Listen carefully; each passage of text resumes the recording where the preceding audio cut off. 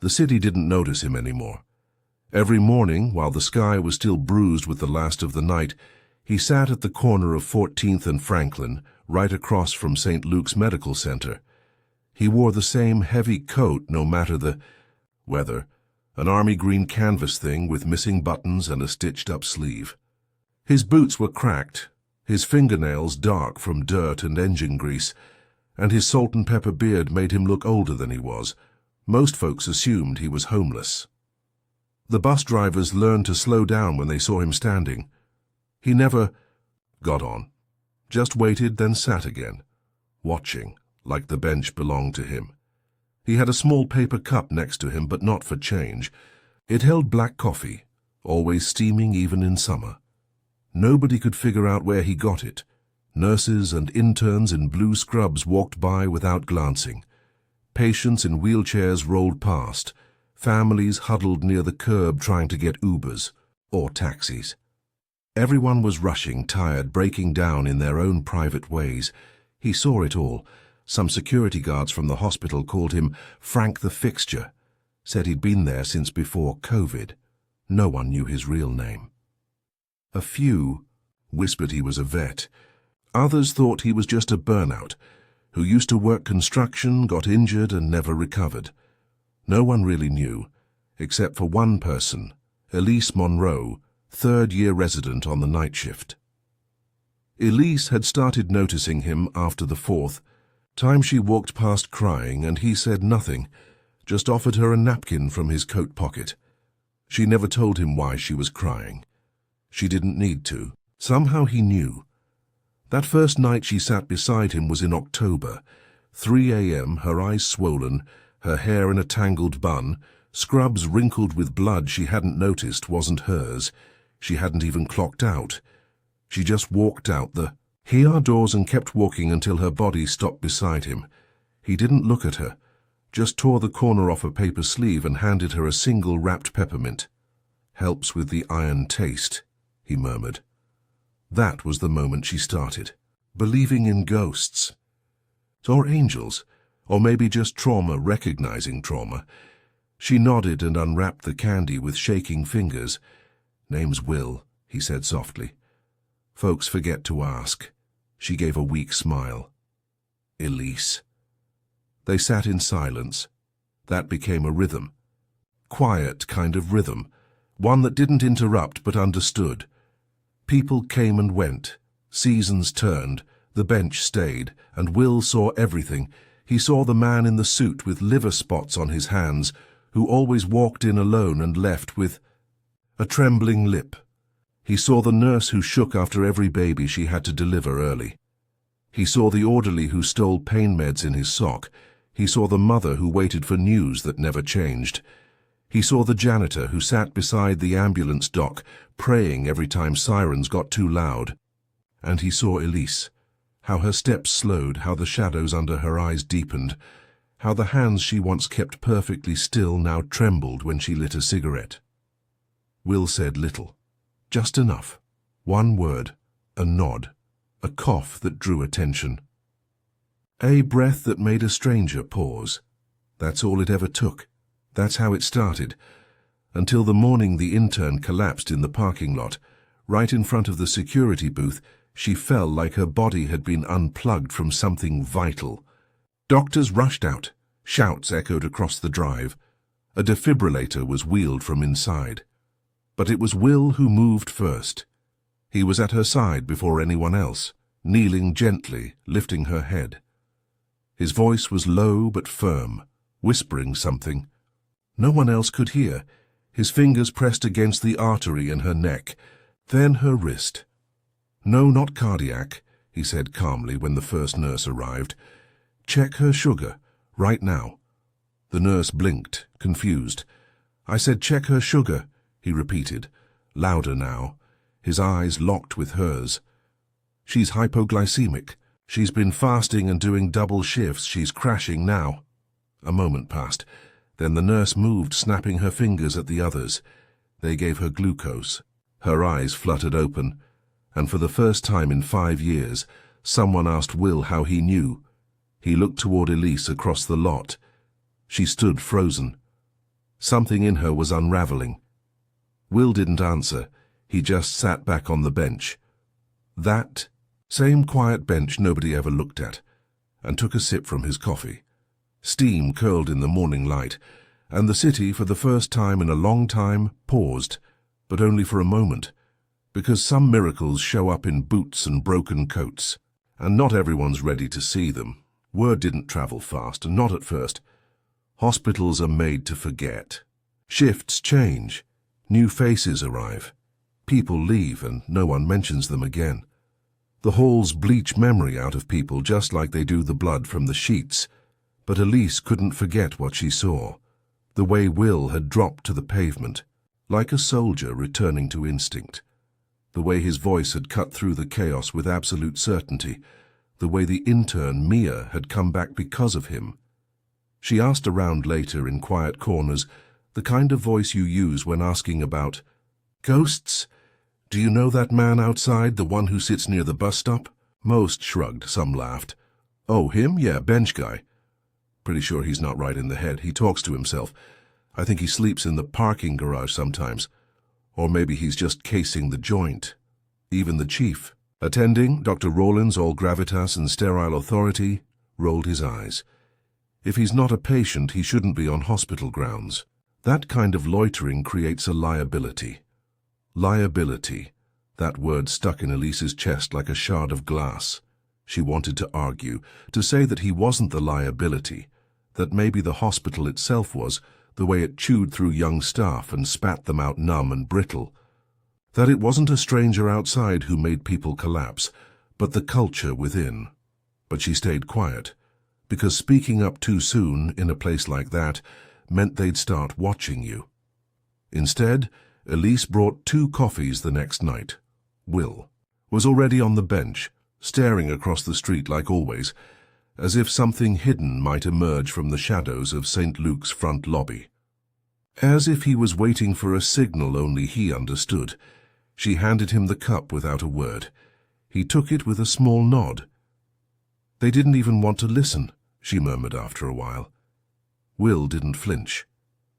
They never do. Not till it's loud. She blinked. What's loud? The pain, the grief, the breakdown. He turned to look at her now. Really look.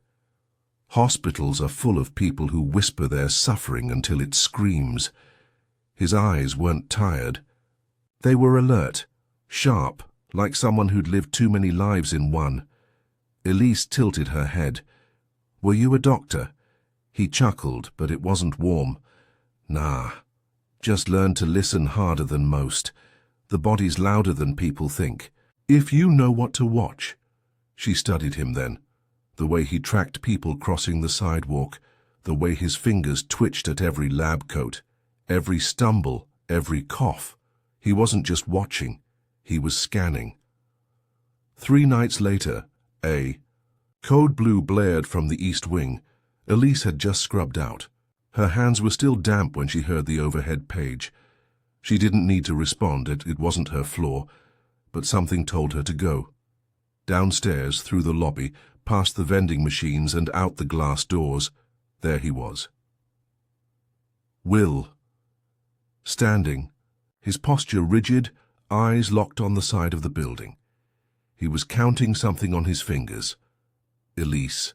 Her name hit her like a command. She jogged across the street, breath catching. What's wrong?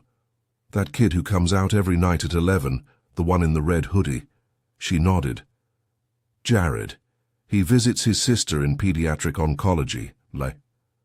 Looked at her. He just ran out the back doors, panicking. Something's wrong. Elise didn't ask how he knew. She just ran. They found Jared in the stairwell, collapsed, cheeks wet, clutching his chest. He'd tried to hide it.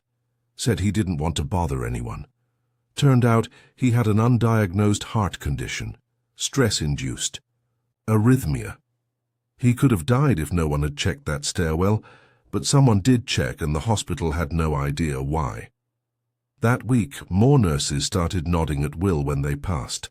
A few even offered snacks, coffee, gloves. Still, no one. Brought him inside. No one offered a badge. No one from administration acknowledged what had happened, until the morning Elise walked into the staff break room and found an email posted on the wall. Subject: Unauthorized interference from civilian.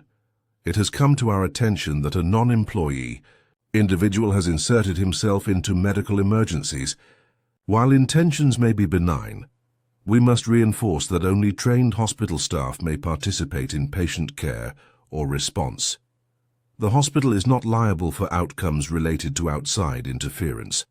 Security has been instructed to monitor the premises. Office of the Chief of Staff.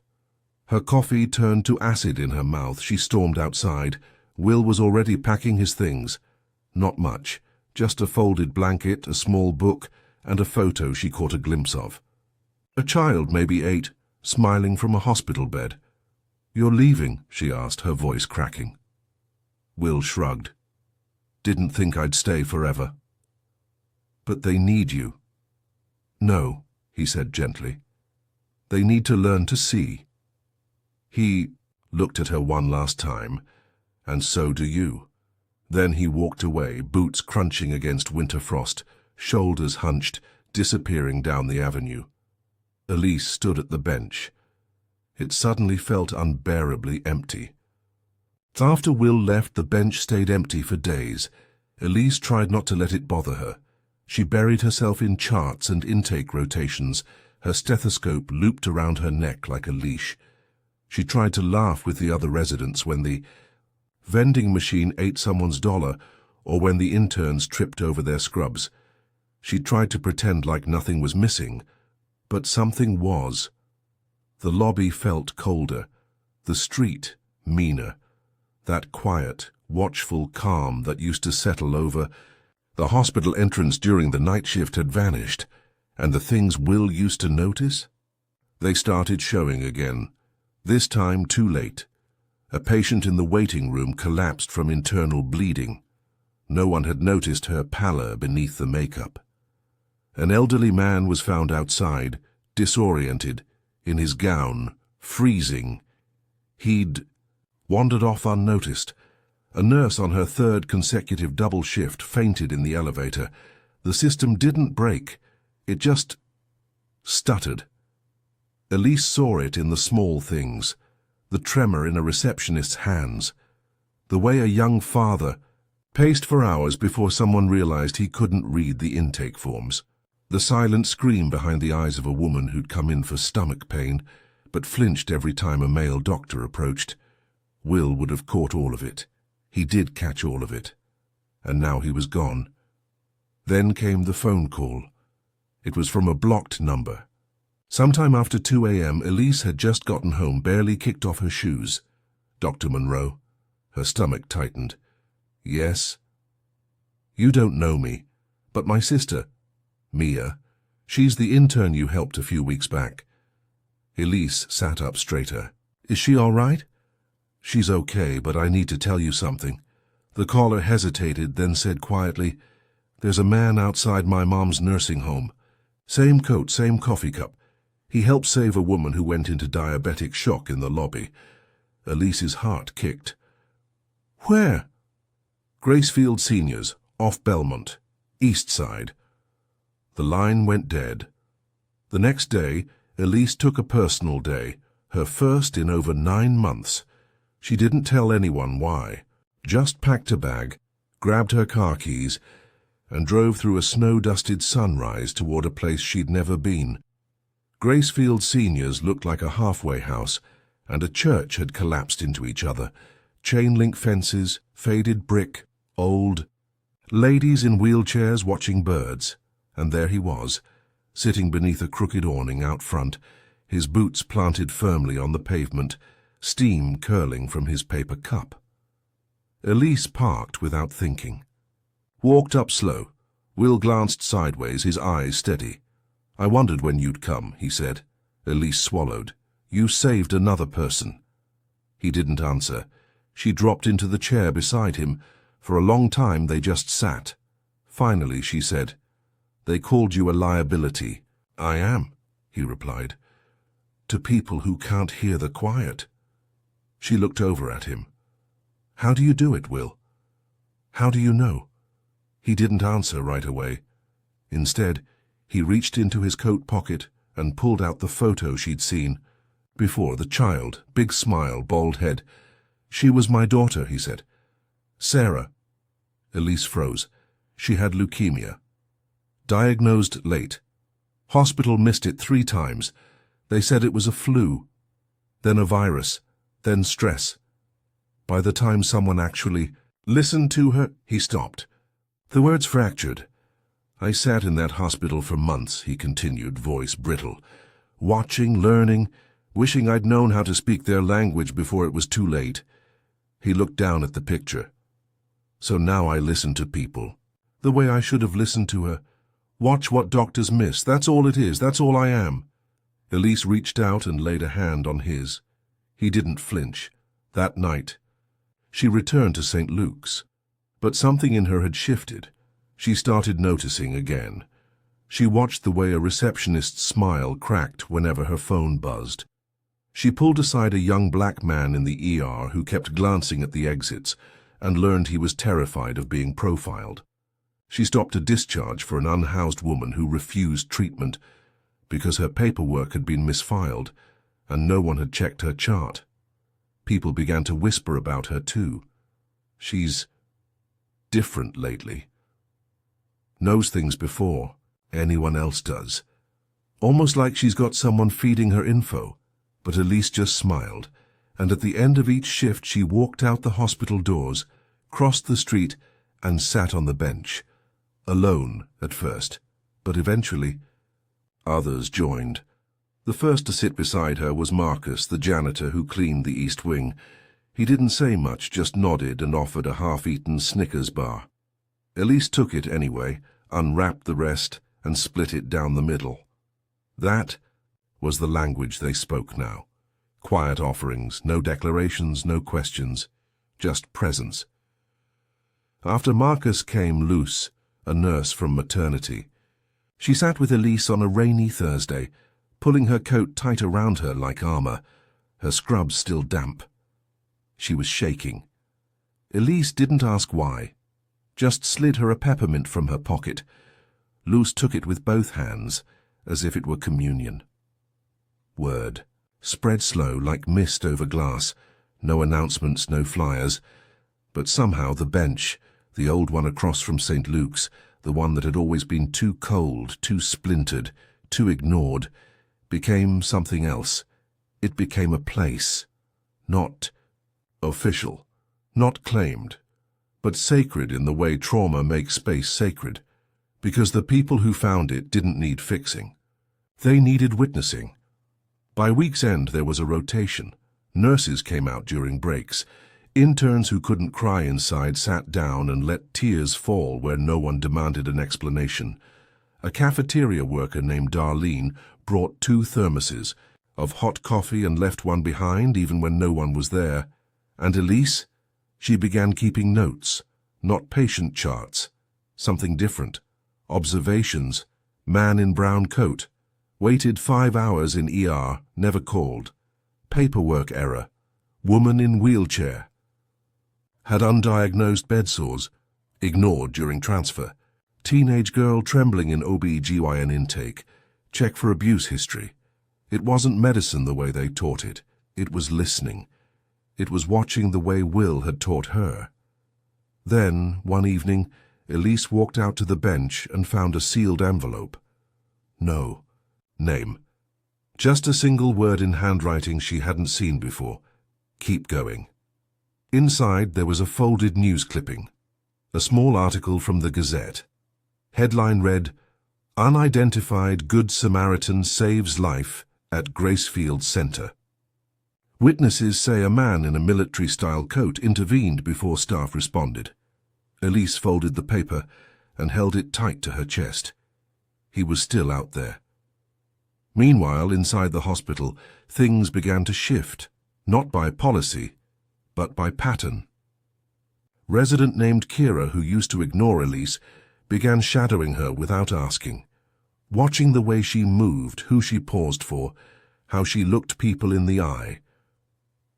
"You're doing something," Kira finally said one night. "Something different," Elise just shrugged. "I listen harder now."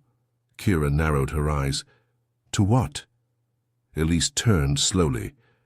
"To what no one else wants to hear." Later that night, a code white was called. "Violent patient in psych." "Hold." The halls buzzed. Security rushed in, but Elise was already there. The man had cornered a young nurse in the break room, ranting about voices. His fists trembled, but he hadn't struck her. "Don't touch him," Elise said sharply to the guards. She stepped forward, slowly. "Ryan," she said, remembering the name from the intake notes she'd read that morning. "You like jazz, right?" He blinked, confused, breathing hard. "Coltrane," she continued. "You said it helped you sleep." He lowered his arms. Minutes later he was calm, sedated gently. The nurse was safe. The attending looked at Elise afterward, dazed. "How did you know his name?" "I read his file." "Before your shift?" "Had a feeling." He shook his head. "That's impossible." Elise smiled, and for the first time it looked like Will's. "Not impossible," she said. "Just inconvenient." Back at the bench, a new addition had appeared overnight. Someone had carved into the wood, not deep but enough that it caught light. Some things don't need a badge to be real. Elise ran her fingers over it. Then she sat down and waited. Because she could feel it now, like a signal just beneath the noise.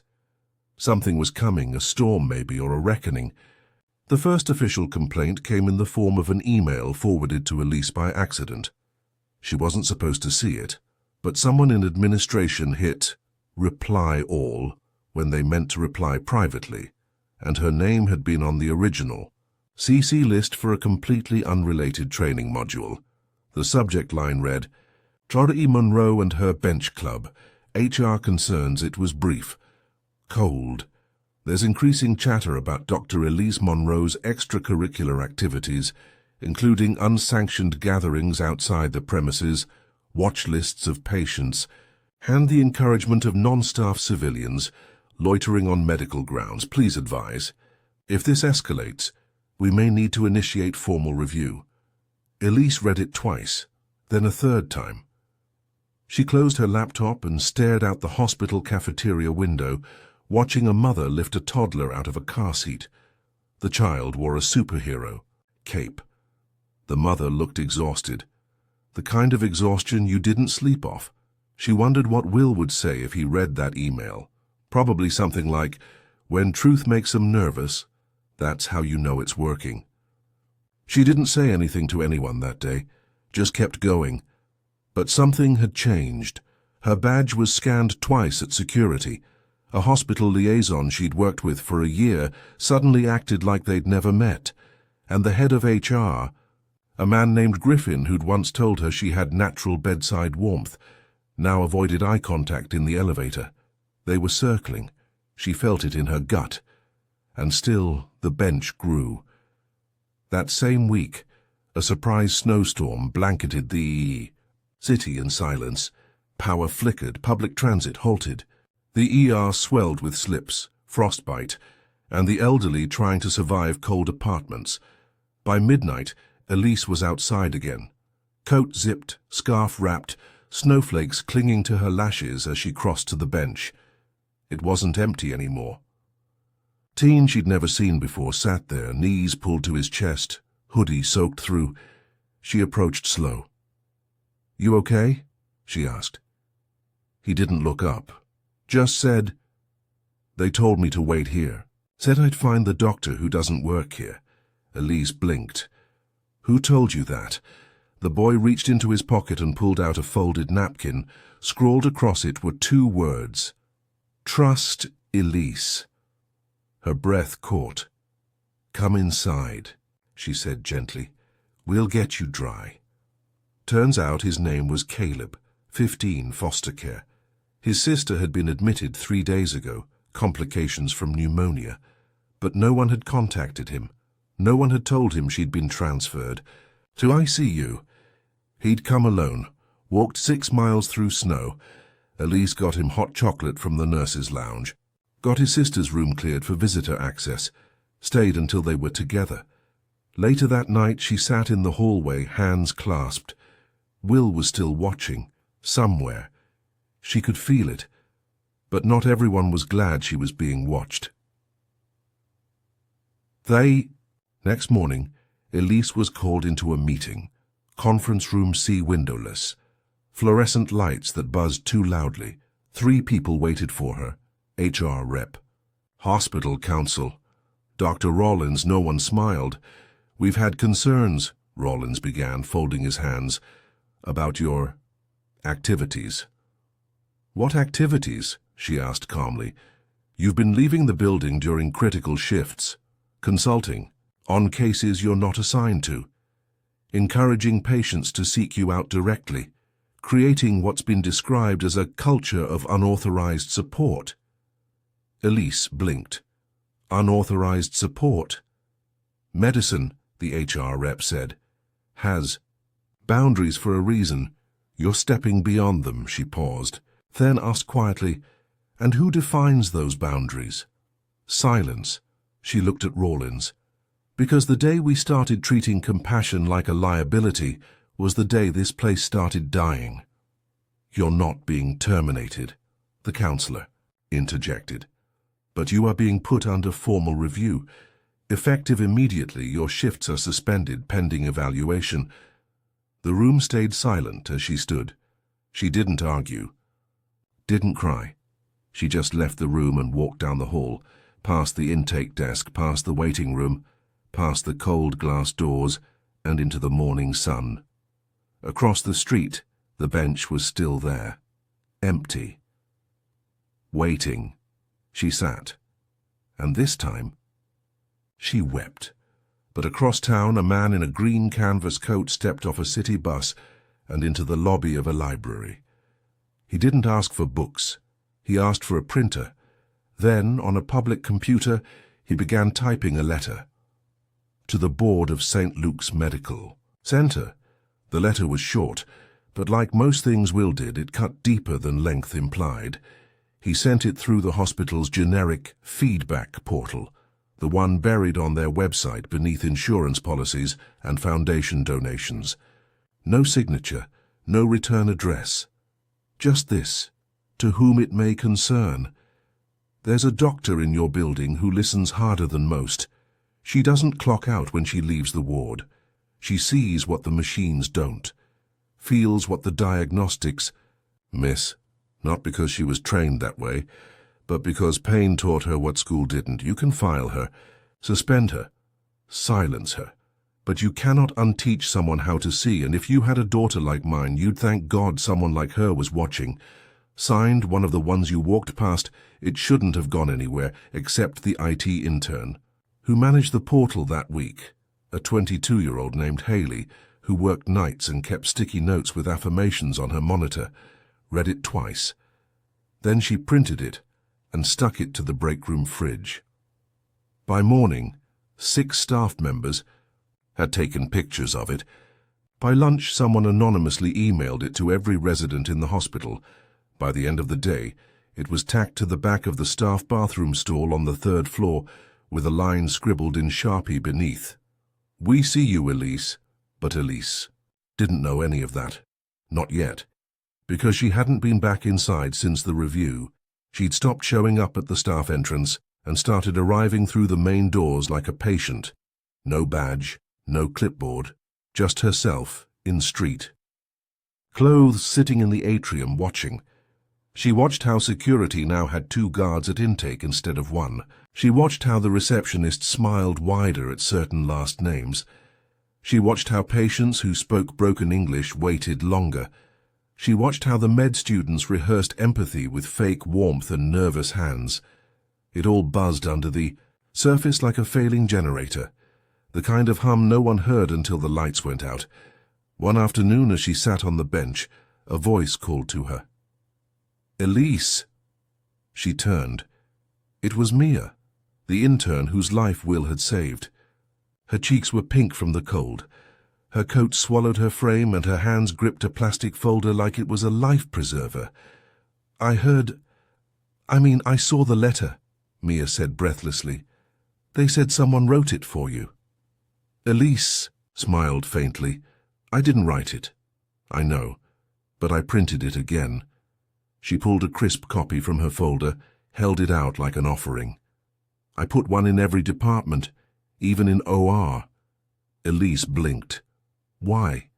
Because you weren't wrong. Mia's voice cracked. When I collapsed in that parking lot, nobody saw me except you and him. There was a beat. Then Mia sat beside her on the bench, and just like that, the silence broke again. That night, Elise returned home to find an envelope taped to her apartment door. No name, just her apartment number written in careful block letters. Inside, another copy of the letter, and beneath it a single line handwritten in blue ink. You're not the only one they underestimated. The next morning, the Chief of Staff's secretary found the original letter printed on hospital letterhead, left in Dr. Rawlins' office chair. No one admitted to putting it there. No one needed to, because by the end of that week, one of the ones you walked past had become a whisper among staff, then a signature in the break room, then a symbol on ID lanyards drawn with Sharpie, a small black bench, and while administration drafted memos and HR warned against unauthorized symbolism, something had already shifted, a cultural infection they couldn't trace. A quiet rebellion they couldn't stop, because dignity once remembered doesn't leave easy. And Elise, she kept showing up, no badge, no title, just her coat, her eyes, and her bench, watching, listening, waiting for the ones no one else saw. The first time someone cried at the bench in front of a crowd, it was a nurse named Dev. He had been working in pediatrics for nearly 5 years, kept his head down, never took more than 2 sick days a year. But something broke that night. Maybe it was the 3rd child lost in 2 weeks. Maybe it was the way no one checked on him after, or maybe it was just the cold. He sat down on the bench after shift, trembling, still in scrubs soaked through from a patient's vomiting spell. Elise handed him a cup of coffee she hadn't yet sipped. He stared at it like it might burn him. Then he said, I don't think I can do this anymore. And then, they don't even know my mother died last month. His voice cracked in the middle. Elise didn't speak. She didn't offer inspiration, or therapy buzzwords, or the fake cheerfulness so many people mistake for help. She just sat beside him. In silence, it was enough. By week's end, people had started calling it the listening bench. At first, just among nurses, then interns, then patients. Someone on social media had snapped a photo of Elise sitting next to Dev that night, captioned, "Not all heroes wear lab coats." The post went viral. And that was when the hospital board called an emergency PR meeting. Inside the boardroom, panic settled beneath polished glass tables and designer mugs. "This bench thing is getting out of hand," snapped Cheryl Brenner, head of public affairs. "There's now a TikTok trend called bench talk, where staff share anonymous stories of burnout and discrimination. Staff are drawing benches on their badges now," added the director of operations. "It's spreading." Dr. Rawlins adjusted his glasses. "So what do you suggest we do? Send security out to clear the sidewalk? We'll look like monsters." "Well," Cheryl said carefully, "she's still suspended, correct?" "Yes." "Then reinstate her. Quietly. Control the narrative." The lawyer leaned forward. "On what grounds?" "On the grounds that she's already running the moral center of this hospital, whether we admit it or not." A silence passed. Then, finally, Rawlins spoke. "Draft the reinstatement. Keep it vague. We'll fold her back in like it was our idea." But by the time the email went out, Elise had already made her decision. She wasn't going back the same way. That morning, instead of entering the building through the ER side doors or staff elevator, she walked in through the front lobby, holding a folded newspaper and a letter in her coat pocket. The security guard nodded. The receptionist, a woman named Pam, who had once rolled her eyes at Elise, now gave her a soft smile. As she passed, Elise noticed a sticky note on the lobby bulletin board, drawn in black pen, a small bench. Below it, "You are seen." She didn't go straight to HR. She went to the break room, set the newspaper down on the table, then pinned the letter beside the vending machine. By noon, the residents had already read it. By 1, the nurses were quoting it. By 2, it had been laminated. The letter said, "If you can't hear the ones who whisper, you'll never understand the ones who scream. If you can't sit in silence, you don't deserve to speak with power. If your badge makes you forget how to look someone in the eye, give it back. This bench was never about me. It was about what's been missing, and we're done pretending we don't feel the loss." Elise Monroe across the street. The bench remained. Now with a small plaque someone had bolted on overnight. No hospital branding, no sponsor name, just brushed. Aluminum engraved in black, "For the ones they never saw." And somewhere near the back of the hospital parking lot, half hidden behind an old van, Will watched, still in his canvas coat, still holding his cup, but this time he smiled. It didn't happen all at once. There were no headlines, no official ribbon cuttings, no awards. But over the next few months, the bench became part of St. Luke's in the way old trees become part. Of the land, not owned, not installed, just there. People started referring patients to it, not as a destination, as a pause. "You look overwhelmed," a nurse might say. "Go sit outside for a minute." The bench helps. Some came in wheelchairs, others came on crutches. One woman came directly after being told her cancer had returned. She didn't speak, just sat and watched the clouds pass until her breath steadied. Interns started keeping shifts unofficially, what they called bench watch. They didn't wear coats, they didn't take notes. They just sat in rotation, quietly, as if keeping vigil for a world that needed noticing. And eventually the hospital adapted, not with flair, but with surrender. They added 2 benches beside it, moved the bike rack further down to make space, left a box with gloves and blankets nearby, labeled it community care, take what you need, no logo, no rules, just respect. Elise returned to her rounds, but she never returned to how things were. Her badge still opened doors, but she didn't carry it like armor anymore. Her white coat no longer felt like a wall. She wore it like a bridge. Her patients noticed. So did the staff. One afternoon, a nurse pulled her aside.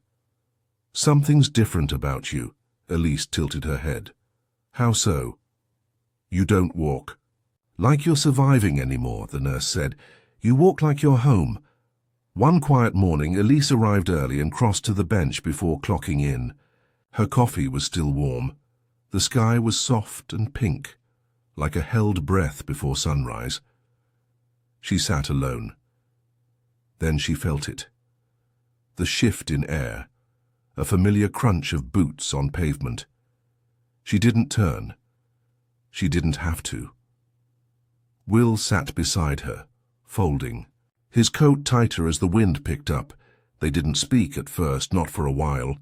Then gently Elise broke the silence. "I thought you were done here," he shrugged. "You don't abandon your post. Not until someone's ready to take it." She smiled softly. "You think I'm ready?" He looked at her, really looked, like he had that very first night. "I think you've already been doing it. I just came back to see it with my own eyes." She laughed quietly. "You're late." "Traffic." They both smiled. Then he reached into his coat and pulled something small from his pocket. A thin silver badge, not a hospital ID, not a token, not branded. He placed it on the bench between them, engraved in it, "The ones who stayed." By the time Elise turned to say more, he was already standing. He didn't say goodbye. Didn't need to. Some people leave without leaving. Some people stay without staying. That spring, a 4th bench was added, donated by the hospital foundation, but left unmarked, by request. Instead, a local artist carved into the wood just beneath the E. Seat. To be seen is to be healed, and on quiet days, when the wind brushes softly through the trees, people say they can still hear footsteps approaching the bench long before anyone sits down. Not everyone hears it. Only the ones who've ever truly been alone. Only the ones who've been watched over. Only the ones who know what it's like to be seen before anyone says a word.